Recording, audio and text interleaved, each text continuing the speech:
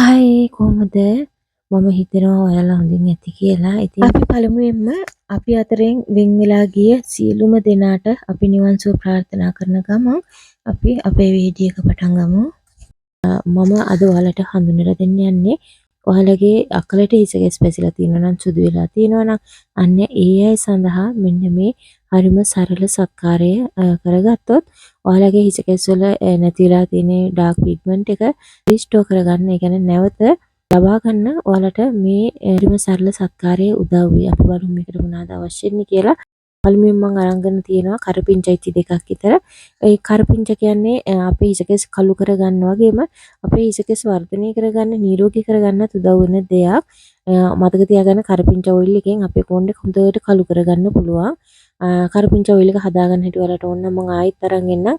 නමුත් මීට අවුරුදු 2කට කලින් මම ඒක ගෙනල්ලත් තියෙනවා.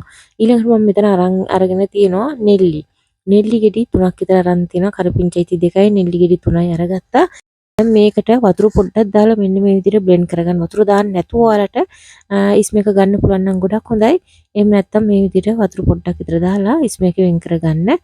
දැන් මෙතනට එකතු කරගත්තු වර්ග දෙකම කරපිංච කියන්නේ කොණ්ඩේ කළු කරගන්න වගේම කොණ්ඩේ වවා ගන්නත් උදව් වෙන දෙයක් කියලා දන්නවා. ඒ වගේම තමයි නෙල්ලි ගැන කතා කරුවොත් විටමින් C බහුලවම අඩංගුලා තියෙන ඉන්ග්‍රීඩියන්ට් එක නැත්නම් පළතුර තමයි නෙල්ලි කියන්නේ. ඉතින් ඒ නිසා නෙල්ලි පානය කළොත් ඔයාලගේ ස්කින් එක පැහැපත් කරගන්න වගේම කොණ්ඩේ වවා ගන්නත් උදව් වෙනවා. මෙතන මම ආලේපනයක් විතරයි හදාගන්නේ. දැන් මම මෙතනට එකතු කරගන්නවා මෙන්න මේ විදිහට තල තෙල් කියන්නේ කොණ්ඩේ කළු කරගන්න ස්වභාවිකවම කොණ්ඩේ කළු කරගන්න උදව් වෙන ඔයිල් එකක්. ඊළඟට මම මෙතන කැස්ටර් ඔයිල් එහෙම නැත්නම් එඬරු තෙල් එකතු කරගන්නවා. එඬරු තෙල් කියන්නේ කොණ්ඩේ වවා ගන්න උදව් වෙන දෙයක්. තල තෙල් මම මෙතන තේ හැන්දක් විතර එකතු කරගත්තා. එඬරු තෙල් නම් තේ හැන්දි කාලක් විතර වගේ තමයි එකතු කරගන්නේ. මොකද එඬරු තෙල් හරිම තික්. ඉතින් ඒ නිසා කොණ්ඩේ ඇලෙන්න පටන් ගන්නවා.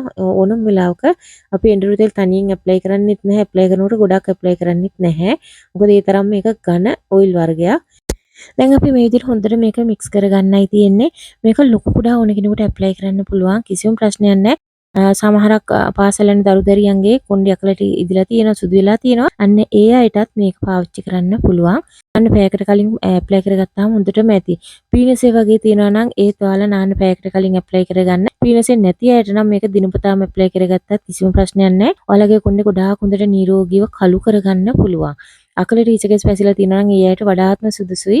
ඒ වගේම කොණ්ඩේ වවා ගන්නත් උදව් වෙනවා. ඒ වගේම තමයි ඔයාලගේ කොණ්ඩේ පැසිගෙන එනවා නම් ඒක ඩිලේ කරගන්න. ඒ කියන්නේ පරක්කු කරගන්නත් ඔයාලට මේ සරල සත්කාරයේ ගොඩක් උදව් වෙනවා. ඔයාලා මේක ප්ලාස්ටික් බොටල් වලට ස්ටෝර් කරගන්න එපා. ග්ලාස් බොටල් එකකට ස්ටෝර් කරගන්න. ඒකත් මෙන්න මේ වගේ කල බොටල් එකකට පුළුවන් නම් ගොඩක් හොඳයි.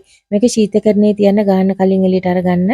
මොකද මේකේ විටමින් C අඩංගුලා තියෙන නිසා විටමින් C විනාශ වුණොත් මේකේ ඇති පෝෂණයක් නැති වෙන නිසා අනිවාර්යයෙන්ම ඔයාලා මේක ගාන්න කලින් එළියට අරගන්න ශීතකරණයේ තියන්න. ශීතකරණයක් නැති අය නම් ඉතින් ගාන වෙලාවට මේ විදිහට හදාගෙන ඇප්ලයි කරගන්න. මේ විදිහට හොඳට කෙස් ගස් මුල් වලට එහෙම නැත්නම් ස්කැල්ප් එකට හොඳට ඇප්ලයි කරලා විනාඩි 5-10ක් මසාජ් කරගෙන පැයක් විතර තියෙන්න හැරලා ඊට පස්සේ සෝදලා ඉවත් කරගන්න.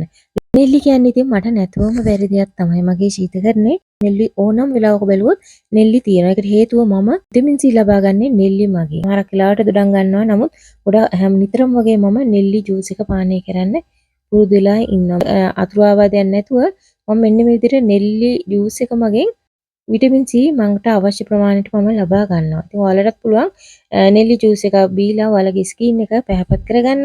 ස්කින් එකේ ලප කැලල් මකා ගන්න. ඉතින් මෙන්න මේ විදිහට ඉඳලා පැයක් විතර ඉඳලා සෝදලා ඉවත් කරගන්නයි තියෙන්නේ ෂැම්පු කරලා. ඔයාලත් මේ විදිහට කරලා බලන්නකෝ. ඔයාලා දිනපතාම කළොත් ඔයාලගේ අකලට හිසකැස් පැසෙන එක අඩු වෙලා ඒ පැහිලා තියෙන ඒ සුදු වෙලා තියෙන කොණ්ඩෙත් ඔයාලට බලා ගන්න පුළුවන් හිමින් කළු වෙන්න පටන් ගන්නවා. ඒ වගේම කොණ්ඩේ නිරෝගී වර්ධනය වෙනවත් බලා ගන්න පුළුවන්.